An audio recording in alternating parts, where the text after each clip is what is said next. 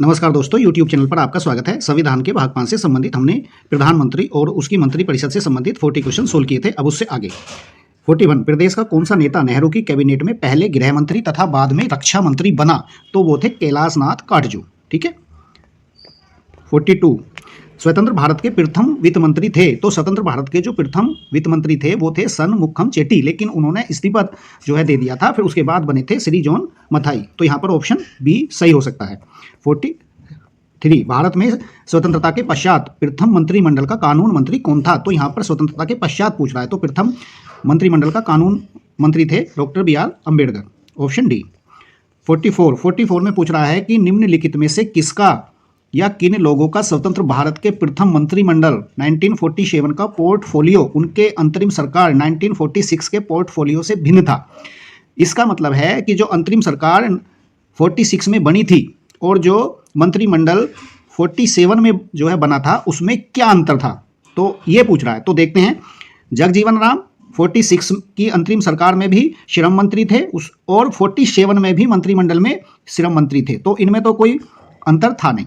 Doctor Rajendra Prasad ये भी 46 में कृषि मंत्री थे और 47 में भी कृषि मंत्री थे, कृषि और खाद्य मंत्री, तो इसमें भी डिफरेंस नहीं है। अब देखते हैं नेक्स्ट, CH भाभा। देखो CH भाभा 46 की अंतरिम सरकार में ये जो है व्यापार मंत्री थे, लेकिन उसके बाद फिर ये खान और ऊर्जा मंत्री बनाए गए थे, तो ये ही जो है डिफरेंस है। तो यही ऑप्शन सही हो जाएगा, डी का 3। सरदार बलदेव सिंह पहले भी रक्षा मंत्री थे और 47 में भी जो है रक्षा मंत्री थे। ठीक है, चलो नेक्स्ट क्वेश्चन। भारत के 12वें प्रधानमंत्री थे, तो वो थे Deve Gowda, option B is right. अब देखो 46 में प्रधानमंत्री के कार्यकाल पूछ रहा है। अब देखो, यदि ऐसे क्वेश्चंस में यदि मान लीजिए आपके एक दो याद हैं तो भी उनसे क्वेश्चन हो जाता है। तो देखेंगे हम, देखो अटल बिहारी वाजपेयी का ये वाला कार्यकाल था, है ना, 99 से 2004 वाला। और जो विश्वनाथ प्रताप सिंह थे, जब विश्वनाथ प्रताप सिंह थे तो इन्होंने 27% OBC को घोषणा की थी, और ये थे आपके 89 से 90, ये वाला बी। तो देखेंगे ए का हो जाएगा थर्ड, तो यहाँ पर जो है ए का हो गया थर्ड, तो ए का थर्ड सी में है और डी में है, और फिर बी का हो गया 5, तो ये हो गया बी का 5, तो ऑप्शन डी राइट हो गया। ठीक है, इस तरह से भी हम इनको, ये जो इस तरीके के जो क्वेश्चन होते हैं ऐसे भी हम जो है ना कर सकते हैं। ठीक है, 47 निम्नलिखित में से एक से अधिक बार प्रधानमंत्री नियुक्त हुए थे। तो एक से अधिक बार प्रधानमंत्री की बात कर रहा है, तो यहाँ पर देखेंगे जवाहरलाल नेहरू एक से अधिक बार प्रधानमंत्री हुए थे, आपको पता है। इंदिरा गांधी भी एक से अधिक बार प्रधानमंत्री बनी। इसके बाद गुलजारी लाल नंदा भी एक से अधिक बार प्रधानमंत्री बने, लेकिन गुलजारी लाल नंदा ऐसे प्रधानमंत्री जो थे जो कार्यवाहक प्रधानमंत्री रहे थे, वो भी 2 बार। अटल बिहारी वाजपेयी भी 2 बार प्रधानमंत्री बने, तो इसका उपर्युक्त सभी हो जाएगा। 48, निम्नलिखित में से किन्होंने अपने राजनीतिक जीवन में भारत के प्रधानमंत्री का पद एक बार से अधिक समय अंतर के बाद सुशोभित किया? मतलब ये समय अंतर, मतलब एक समय है, उसके बाद फिर बीच में गैप आ गया, वो प्रधानमंत्री नहीं बने, और फिर दूसरी बार प्रधानमंत्री बने, अर्थात जो प्रधानमंत्री लगातार नहीं बने। तो देखो, ये जवाहरलाल नेहरू थे, ये तो लगातार प्रधानमंत्री थे। लाल बहादुर जो शास्त्री थे, गुलजारी लाल नंदा, ये भी 2 बार प्रधानमंत्री बने। इंदिरा गांधी भी जो है 2 बार प्रधानमंत्री बनी, लगातार नहीं जो है बनी, गैप देके। और अटल बिहारी वाजपेयी भी। ठीक है, तो इसका ऑप्शन सही हो जाएगा 3, 4 और 5। ठीक है, लाल बहादुर शास्त्री भी लगातार प्रधानमंत्री नहीं बने थे। ठीक है, तो ये हो गया 48। 49, भारत के प्रधानमंत्री की किस जो मृत्यु हुई थी वो देश के बाहर हुई थी, तो वो लाल बहादुर शास्त्री जी थे। 1966 में ताशकंद में इनकी जो है मृत्यु हुई थी। 50 देखते हैं, निम्नलिखित राज्यों एवं उनके संबंधित मुख्यमंत्रियों का मिलान करना है।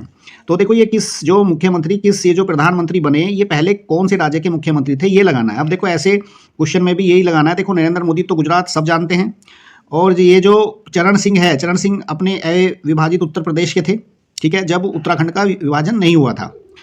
और ये जो HD देवगौड़ा हैं, ये कर्नाटक के मुख्यमंत्री थे। बाकी मोरारजी देसाई बम्बई के थे, ये बम्बई की तब की बात कर रहा है, 1960 से पहले की। 1960 में गुजरात में बम्बई का और महाराष्ट्र में विभाजन हुआ था। ठीक है, और PV नरसिम्हा राव ये थे आपके अविभाजित आंध्र प्रदेश के सेकंड। अविभाजित आंध्र प्रदेश जब तेलंगाना नहीं बना था, तेलंगाना 2014 में बना था। ठीक है, तो ये ऑप्शन सही हो जाएगा, डी राइट। नेक्स्ट क्वेश्चन, निम्नलिखित में से कौन भारत के प्रधानमंत्री बनने से पूर्व किसी भी राज्य के मुख्यमंत्री नहीं रहे? तो किसी भी राज्य के मुख्यमंत्री नहीं रहे। देखो यहाँ पे मोरारजी देसाई बम्बई के पीवी नरसिम्हा राव, ये आंध्र प्रदेश के एचडी देवगौड़ा, कर्नाटक के, तो चौथा ऑप्शन अपने आप ही सही हो गया, चंद्रशेखर किसी भी राज्य के मुख्यमंत्री नहीं बने। ठीक है, ऑप्शन सी। देखते हैं 52 में निम्नलिखित में से कौन भारत के प्रधानमंत्री बनने से पूर्व किसी राज्य के मुख्यमंत्री नहीं रहे, ये भी यही है, चंद्रशेखर। निम्नलिखित में से कौन अपने प्रधानमंत्री के काल में लोकसभा के सदस्य थे, तो अब देखो डॉक्टर मनमोहन सिंह, आई के गुजराल और देवगौड़ा, ये सभी राज्यसभा के सदस्य थे, चंद्रशेखर लोकसभा के सदस्य थे। ठीक है, नेक्स्ट 54, भारत के प्रधानमंत्रियों में से कौन अपने कार्यकाल में संसद में कभी भी उपस्थित नहीं हुआ, तो देखो सब जानते हैं चौधरी चरण सिंह थे। दरअसल इनका जो कार्यकाल था वो 79 में जो है अगस्त जुलाई से लेकर के और जो है जनवरी तक था, 80 तक। ठीक है, और उस समय ऐसा बताते हैं कि उस समय पर जो संसद का सत्र ही नहीं हुआ था, लोकसभा का सत्र ही नहीं उस समय पर जो है आयोजित हुआ था, तो ये जो है संसद में कभी भी उपस्थित नहीं हुए थे। ठीक है, तो ये नेक्स्ट 55 कौन निम्नलिखित में से कौन भारत के संघीय वित्त मंत्री रहे हैं, तो संघीय वित्त मंत्री रहे हैं तो वीपी सिंह भी वित्त मंत्री रहे हैं, आर वेंकटरमन भी, वाई बी चौहान भी और प्रणब मुखर्जी भी, चारों ये जो है वित्त मंत्री रहे हैं। ठीक है, नेक्स्ट क्वेश्चन, उदारीकरण, देखो ये ग्लोबलाइजेशन वाली बात है, निजीकरण और भूमंडलीकरण की नई आर्थिक नीति घोषित की गई थी, तो उस समय पे प्रधानमंत्री कौन था जब ग्लोबलाइजेशन, निजीकरण, भूमंडलीकरण, उदारीकरण सबकी जो है शुरुआत की थी, तो उस समय पर थे Narasimha Rao, option C right. 57 Manmohan Singh के संबंध में निम्न में से कौन सा कथन सही नहीं है, देखो वित्त मंत्री थे, आरबीआई के पूर्व गवर्नर थे, अंतर्राष्ट्रीय मुद्रा कोष में भारत के पूर्व प्रतिनिधि थे, लेकिन वित्त आयोग के पूर्व अध्यक्ष नहीं थे, सी इसमें राइट हो जाएगा, नहीं है पूछ रहा है। 58 प्रधानमंत्री मनमोहन सिंह असम से राज्यसभा के सदस्य थे, बाद में अंतिम समय में वो फिर राजस्थान से जो है चुने गए थे, राज्यसभा के जो है सदस्य राजस्थान से वो चुनकर भेजे गए थे। ठीक है, 59 देखो कथन, मंत्री नीति बनाते हैं और लोक सेवक उनका क्रियान्वयन करते हैं, बिल्कुल सही है। संसदीय प्रणाली में मंत्रियों का उत्तरदायित्व का सिद्धांत कार्य करता है, बिल्कुल सही है, मंत्री लोकसभा के प्रति उत्तरदायी होते हैं, लेकिन केवल इस कारण के कारण, ये जो कारण दिया है कि ये लोकसभा के प्रति उत्तरदायी होते हैं और लोक सेवक उनका ये क्रियान्वयन करते हैं, इसी कारण से ये कारण और कथन दोनों एक दूसरे के पूरक नहीं है, यानी कि व्याख्या नहीं करता, तो option B is right. Next question 60, निम्न कथनों पर विचार कीजिए, दिए गए कूटों से सही उत्तर का चयन कीजिए। किसी व्यक्ति को उप प्रधानमंत्री कहना केवल राजनीतिक निबंध है, बिल्कुल जो है निर्णय है, क्योंकि उप प्रधानमंत्री का पद हमारे संविधान में किसी भी आर्टिकल में नहीं है, तो ये जो है राजनीतिक निर्णय है, बिल्कुल सही है। वह उसे प्रधानमंत्री का कोई अधिकार प्रदान नहीं करता है, ये भी बिल्कुल सही है, प्रधानमंत्री का कोई भी अधिकार प्राप्त उसे नहीं होता उप प्रधानमंत्री को। ठीक है, तो ये भी सही है, लेकिन ये इसकी व्याख्या नहीं है। ठीक है, क्यों नहीं है, क्योंकि भाई उस प्रधानमंत्री का कोई अधिकार प्रदान नहीं करता, तो केवल इस कारण से उसको जो है जो उप प्रधानमंत्री है वो केवल राजनीतिक निर्णय है क्या, केवल इस कारण से ही संविधान में नहीं जो है रखा गया, तो ये तो सही नहीं है, तो ऑप्शन बी राइट हो जाएगा। नेक्स्ट, उप प्रधानमंत्री पद का सर्जन हुआ था, तो उप प्रधानमंत्री का संविधान के प्रावधानों से हटकर हुआ, संविधान में किसी भी प्रावधान में उप प्रधानमंत्री का जिक्र नहीं है, ध्यान रखना। ठीक है, ये क्वेश्चन आ सकता है। 62 भारतीय संघ की कार्यपालिका शक्ति प्रधानमंत्री में निहित होती है, देखो जहां पर भी कार्यपालिका शक्ति की बात आ जाए तो वहां बिल्कुल ऑप्शन गलत हो जाता है, क्यों, क्योंकि कार्यपालिका शक्ति राष्ट्रपति में निहित होती है। प्रधानमंत्री सिविल बोर्ड का पदेन अध्यक्ष होता है, तो प्रधानमंत्री सिविल बोर्ड का जो है अध्यक्ष नहीं होता, तो इसमें ना तो 1 और ना 2। ठीक है, और ये इसका अध्यक्ष जो होता है वो कैबिनेट सचिव होता है, कैबिनेट सचिव सबसे बड़ा पद होता है, जो सेवा में सर्विस में सबसे बड़ा पद कैबिनेट सचिव का ही होता है। ठीक है, 63 केंद्रीय सरकार के संदर्भ में निम्नलिखित कथनों पर विचार कीजिए। भारत के संविधान में उपबंध है कि समस्त कैबिनेट मंत्री अनिवार्य रूप से केवल लोकसभा के ही आसीन सदस्य होंगे, तो देखो जहां पर केवल लोकसभा के ही आ जाना ये गलत है, कि राज्यसभा के भी हो सकते हैं और लोकसभा के भी। केंद्रीय कैबिनेट सचिवालय संसदीय कार्य मंत्रालय के अधीन कार्य करता है, तो यहाँ पर केंद्रीय जो कैबिनेट सचिवालय है वो संसदीय कार्य मंत्रालय के अधीन निदेशाधीन कार्य करता है, तो ये भी ऑप्शन गलत है। ठीक है, 64 देखो छत्तीसगढ़ पीसीएस 2020 में पूछा गया है, और ये क्वेश्चन है कैबिनेट समितियों में से संबंधित कथनों को पढ़िए। तो संविधान में कैबिनेट समितियों का उल्लेख नहीं है, ये भी बिल्कुल सही है, कैबिनेट समितियों का उल्लेख नहीं है, बिल्कुल सही बात है। ठीक है, कैबिनेट समितियां प्रधानमंत्री द्वारा समय की जरूरत एवं परिस्थिति की आवश्यकता को ध्यान रखते हुए गठित की जाती हैं, बिल्कुल सही है। और ये तो बिल्कुल मतलब सही है। यदि प्रधानमंत्री समिति के सदस्य हों तो यह आवश्यक नहीं। देखो इसमें कह रहा है यदि प्रधानमंत्री समिति के सदस्य हों, ये अपूर्ण क्वेश्चन है, तो यह आवश्यक नहीं कि वो उसके अध्यक्ष ही हों। अब देखो यदि, तो ये गलत है। यदि प्रधानमंत्री किसी समिति के सदस्य होते हैं तो उसकी अध्यक्षता करते हैं, ठीक है। अब संसदीय मामलों की समिति के अध्यक्ष प्रधानमंत्री होते हैं, तो संसदीय मामलों की समिति के अध्यक्ष प्रधानमंत्री नहीं होते। तो इसमें केवल फर्स्ट और सेकंड ऑप्शन राइट हो जाएगा, तो इसका ऑप्शन हो जाएगा डी, ठीक है। चलो 65, केंद्र सरकार में नागरिक सेवा अधिकारी, उच्चतम नागरिक सेवा अधिकारी कौन है? तो मैंने देखो अभी बताया था कौन है, कैबिनेट सचिव, मंत्रिमंडल सचिव। ये बिहार पीसीएस 2017 में पूछा गया है। कैबिनेट सचिव जो सरकारी सेवा का सबसे बड़ा पद होता है, ठीक है। और ये जो है वहाँ तक आईएएस ही पहुँच पाते हैं, वो भी ऐसा आईएएस जिसने लगभग 30 साल की उम्र तक जो है यूपीएससी क्लियर कर लिया हो, ठीक है।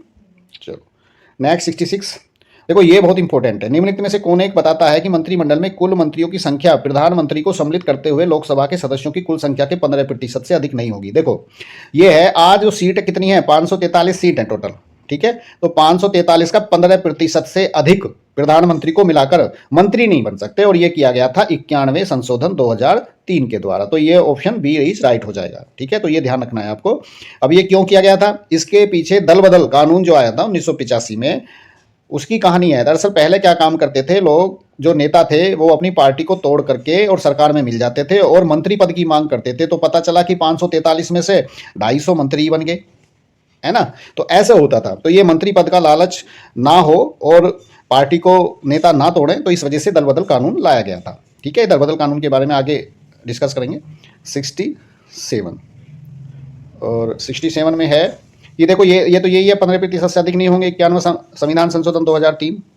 68, केंद्रीय सरकार के संदर्भ में निम्नलिखित कथनों पर विचार कीजिए। 15 अगस्त 1947 के मंत्रालयों की संख्या 18 थी, बिल्कुल 18 ही थी, लेकिन अब कितनी है, अब 53 है जी, ध्यान रखना, ठीक है। जो केंद्रीय मंत्रालय हैं उनकी 53 संख्या है, ठीक है। यहाँ पे 51 दिया गया है, तो चलो ये तो देखना पड़ेगा कि 51 है, लेकिन मैंने 53 पढ़ा है। चलो इसको तो देखना आप, ये 51 है 53 है, ठीक है। और 69, निम्नलिखित में से कौन सा आधिकारिक दस्तावेज भारत से संबंधित है? तो वो है, देखो जो आधिकारिक दस्तावेज जो जारी किया जाता है, मतलब किसी मुद्दे पर, देखिए जो कोई विशेष मुद्दा होता है और किसी विशेष मुद्दे पर एक जो है श्वेत पत्र जारी किया जाता है, इसका मकसद ये होता है कि जो संसद है, एक विशेष मुद्दा है और इस विशेष मुद्दे पर तमाम सारे कार्य रोक करके इस पर चर्चा करेगी। तो ठीक है, वो श्वेत पत्र होता है कि इसमें श्वेत पत्र लाया जाए, इसी वजह से सदस्य मांग करते हैं।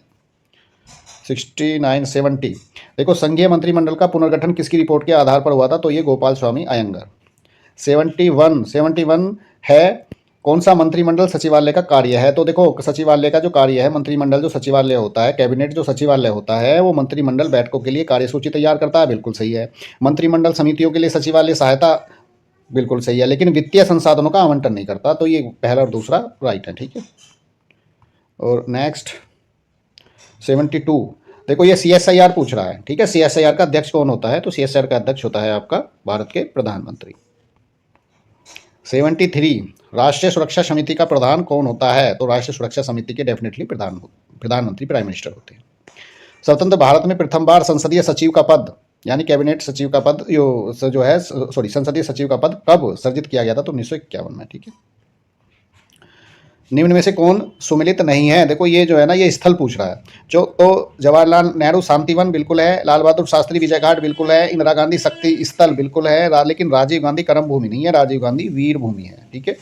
और ये कर्म भूमि जो है ये शंकर दयाल शर्मा की है, तो ये शंकर दयाल शर्मा जी की है कर्म भूमि, ठीक है। चलो 67 है, 76, जय जवान जय किसान का नारा, इसको तो सभी जानते हैं, लाल बहादुर शास्त्री जी ने दिया था, ठीक है, भारत पाक युद्ध के समय 1965 में। तो चलो ये थी हमारी पूरी जो है प्रधानमंत्री और उसकी मंत्रिपरिषद से संबंधित वीडियो। और चैनल को लाइक, शेयर और सब्सक्राइब करें। वीडियो देखने के लिए आपका बहुत बहुत धन्यवाद।